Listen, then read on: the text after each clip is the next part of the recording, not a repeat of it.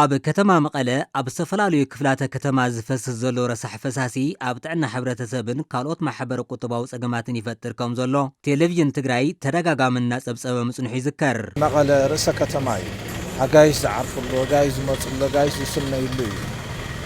ግን ጽባቐን ጽሬትን ዝበሃል ኣለዉ ንሱሩ እዮም ኣብዚስ ዝያቱ ጨና ብጣዕሚ ጸኒሑ እንደም ከዚ ማይ ይወፅለን በይ ይወፅእ ኸውዚ ልገደደ ሽታ ብጣዕሚ ወዝኮፍ ክትለይ ትኽእል የፍተካ ብጣዕሚ ይሽተ ንህዝቢ ይኹን ዓለትና ይኹን ስራሕ ዝጎድእ ኮይነና ብምዃን ድማ ዝምልከቶም ኣካላት መወገዲ ረሳሕ ፈሳሲ ክስራሕን ዘላቕ መፍትሒ ክመጽን ነበርቲ እናሓተቱ ጸኒሖም ሱሩ ነውሩ እዩ። ኣብ ማእኸል ከተማ ሽንቲ ኣብ ማእኸል ከተማ ጓሓፍ መፍትሕታት ግበረሉ ሕሸይ ሕጋዊ ተልዩ ወይ ትልምልከት ኣካል መጽእ ነዚ ጸገም ንምፍታሕ ካብ ባንክ ዓለም ዝተረኸበ ሓገዝ 2.2 ቢልዮን ብር በጀት ብኣተሓባባርነት ሚኒስትሪ ማይን ኢነርጂን ንከተማ መቐለ ዝውዕል ዘመናዊ ምእለይን መጻረይን ረሳሕ ፈሳሲ ንምህናጽ ኣብ ወረዳ 70 እንደርታ ጣብያ ማይ ዓለም እምነሰረት ተነቢሩ።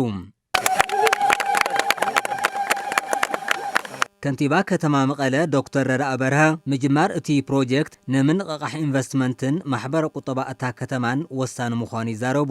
ሎሚ ነታ እንፈትዋ ሰሜናዊት ኮኸብ ከተማ መቐለ ታሪኻዊ ምዕራፍ እዩ። ኣብዚ ተረኺብና ዘለና ናይ መቐለና ህንፀት መጠራቐሚ መጻረዪ መወገዲ ረሳሕ ፈሳሲ ፕሮጀክት ፌደራል ሚኒስተር ማይን ኢነርጂን ንመቐለ ቀዳምነት ሂቡ እዚ ፕሮጀክት እዚ ንክሰርሕ ምውሳኑ ከም ከተማ ምምሕዳር ዘለኒ ክብሪ ዝለዓለ ምዃኑ እናገለጽኹ ኣሰር ኮንስትራክሽን እውን እዚ ፕሮጀክት እዚ ብውዕልኩም መሰረት ብጽሬት ኣብ ዝተሃወኩም ግዜ ሰርሕኩም ከም ተረክቡና ዘለና እምነት ዝለዓለ እዩ። ፕሬዚደንት ግዚያዊ ምምሕዳር ትግራይ ታደሰ ወረደ እቲ ፕሮጀክት ንከተማ መቐለ ጽሬት ልምዓትን ቁጠባዊ ረብሓን ጥራሕ ዘይኮነስ ንጣብያታት ወረዳ 70 እንደርታን ካልኦትን ዕድል ስራሕን ምፍጣርን ዕዳጋ ንምትእስሳርን ወሳኒ ግደ ከም ዘለዎ ኣረድዮም።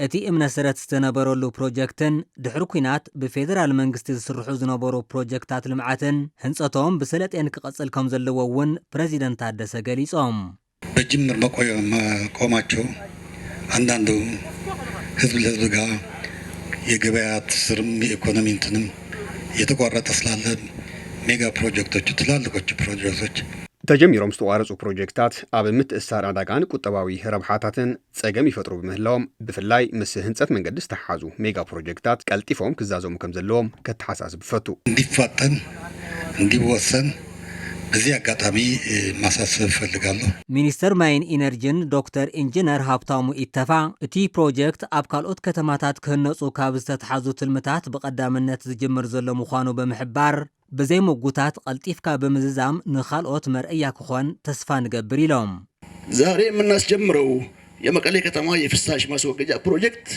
ዛሬ ከሁሉም አምስቱ ከተሞች የማነሳቸው ቀድሞ ማስጀመር የቻለው የመቀሌ ፕሮጀክት ነው።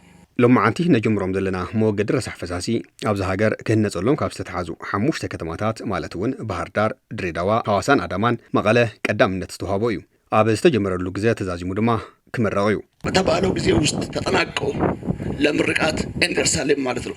ንቴሌቪዥን ትግራይ ርእይቶኦም ዝሃቡ ነበርቲ ጣብያ ማይ ዓለም ብወገኖም እቲ ፕሮጀክት ኣብ ዝተመደበሉ ግዜ ክዛዘምን ካልኦት መሰረተ ልምዓት እውን ክማልአሎምን ጸዊዖም እዚ ቦታ እዚ ንመናእሰይ ስራሕ ዝፈጥር እንድሕር ኮይኑ ቀልጢፉ ዝዛዘም እንድሕር ኮይኑ ግን ንዓና ይጠቕመና እዩ። ኣብኡ እግረ መንገዱ ግን ዘይተማልኡ ነገራት ታዮም ነው ጽርግያ የብልናይ መብራህቲ የብልናይ ብጣዕሚ ደስ በሃሊ እዩ።